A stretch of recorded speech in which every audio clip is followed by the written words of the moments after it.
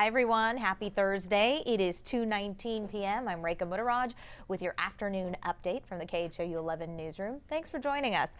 We're talking about a lot today, of course, tracking Hurricane Dorian, which is now a Category 1 storm, but is projected to become a Category 4 storm. So a lot of eyes on that. Erica Lopez is going to have more on that in just a minute. But speaking of hurricanes, so many of you have been asking over the last 2 years about the millions of dollars that were raised by J.J. Watt to help Harvey victims. Remember, he raised more than $37 million after the storm. Well, he released information today about how his foundation put that money to good use.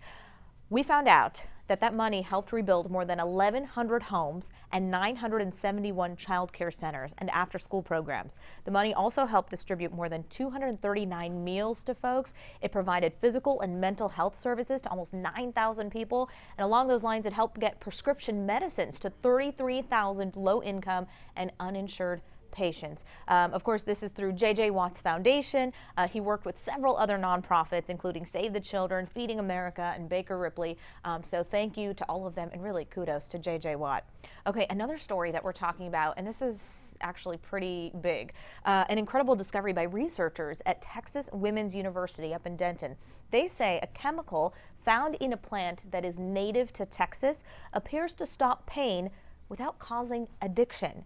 Again, not addictive, and there's plenty of it. It's called Snow on the Prairie. It's in bloom in North Texas, Oklahoma, and Arkansas. Now, the sap is toxic, so you wouldn't actually eat it, but it would actually be injected into a pain site, so directly into, an aching back, or maybe you have a burn on your arm. So researchers are hoping to look for approval to start clinical trials, and that would be a huge break, especially for those who are dealing with opioid addiction.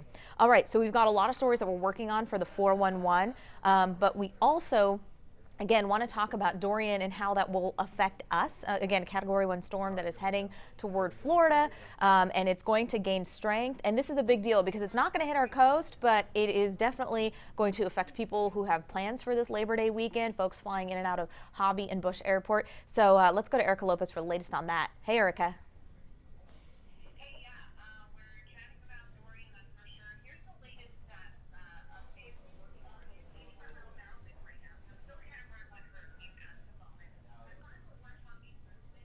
To the northwest at 13 miles an hour. It's probably about almost 300 miles north of Puerto Rico at the moment. So the next advisory comes out at 4 p.m. local time here, so we'll be able to get a more direct location of where this is, and also updates if this has possibly intensified from the last advisory. Sorry, I'm going to try to exit out of my colorful drawings that I did there.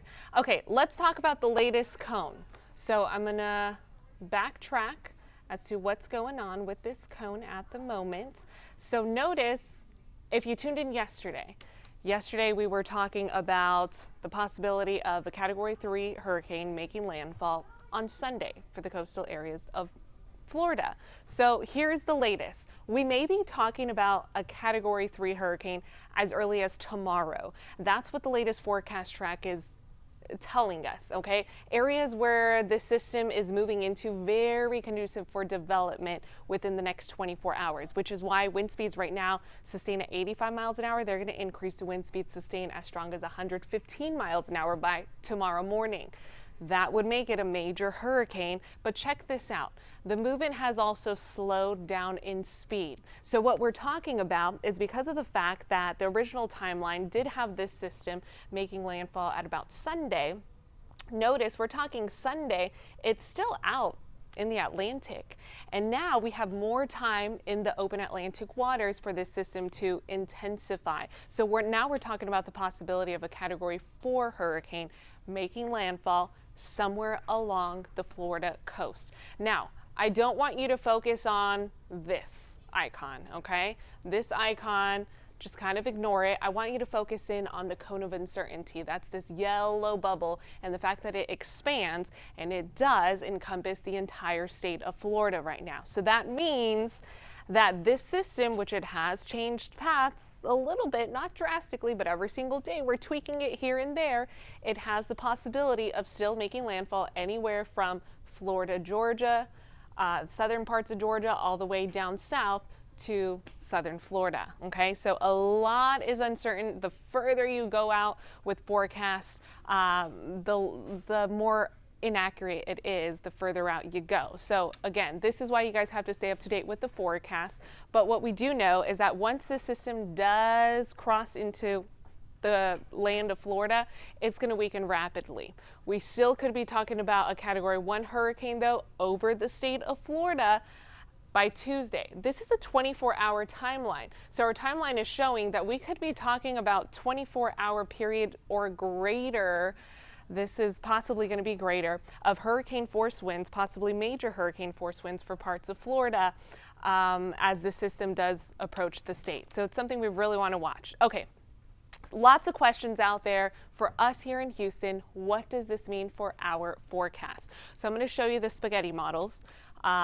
This is showing us all of the computer models, what they are kind of expecting, and everyone is a little bit different, right? There's a few outliers that take it well east of Florida. There's a few that actually do take it into the Gulf of Mexico. So lots of questions of, does this have the possibility to move into the Gulf of Mexico?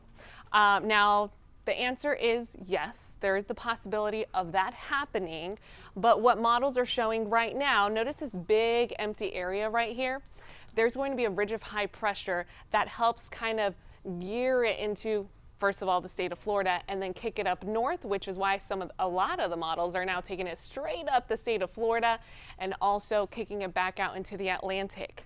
If this were to happen, if this system does ride along the ridge of high pressure, well, we're talking about the entire state of Florida, which, by the way, David Paul just mentioned that the governor just issued state of emergency for every single county now in the state of Florida. And this is the reason why.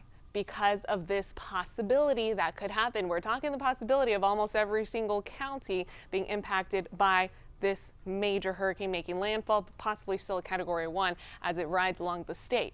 And then if it does take the path into the mid-Atlantic, well, we're talking coastal areas of Georgia. We're talking the Carolinas, South Carolina, North Carolina, still feeling the impacts of this system, and flash flooding possibly the biggest concern.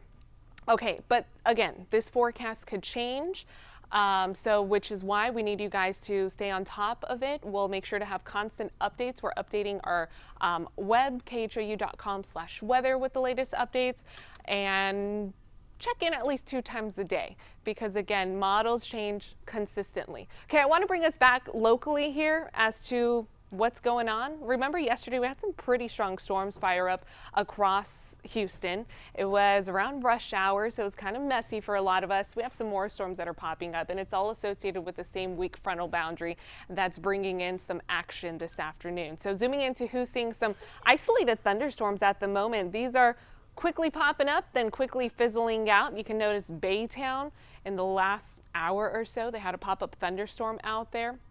South of I-10 is where we still have some activity, north of High Island. So this is mainly east of town compared to yesterday. What we had was mainly west of town and in central Houston. So not seeing too much in form of rain-cooled air, but we do have lots of cloud coverage out there. So that's keeping our temperatures in the lower triple-digit range, if not in the upper 90s. So under heat advisory criteria, it's bearable. I know a lot of us are over the heat, but we are still in the midst of summer. Okay, your hour-by-hour forecast does keep daily rain chances. We're going to be stuck in this pattern today and tomorrow, and then rain chances actually start to wind down just in time for the holiday weekend. We'll have a slightly drier air mass move in, but still pop-up storms. Our short-term models are indicating that east of Houston this afternoon will probably be where we have the majority of those pop-up stronger thunderstorms, but widely scattered showers overall. We'll quiet down overnight, wake up to another muggy morning, and then pop-up isolated showers in the forecast for tomorrow.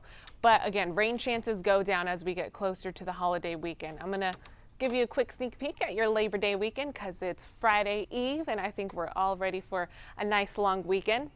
We're going to keep in the daily rain chances of a 20%. Sea breeze showers still for Saturday, so that's going to bring in mainly coastal isolated showers. But check this out, a northeast wind filtering in for Sunday and Monday. So what does that mean? Well, It's not going to bring a huge difference that we'll notice throughout the majority of the day, but that slightly drier air, I'm talking dew points in the upper 60s versus the 70s, will allow our overnight lows to be a little bit cooler. So that's where overnight lows in the lower 70s versus the upper 70s and 80-degree overnight lows we've had recently. So that will feel nice for the weekend, probably enjoying a cup of coffee outside on your patio. Not a bad idea to enjoy some slightly drier air, but just keep in mind daily rain chances in the forecast at a minimal 20% chance of rain.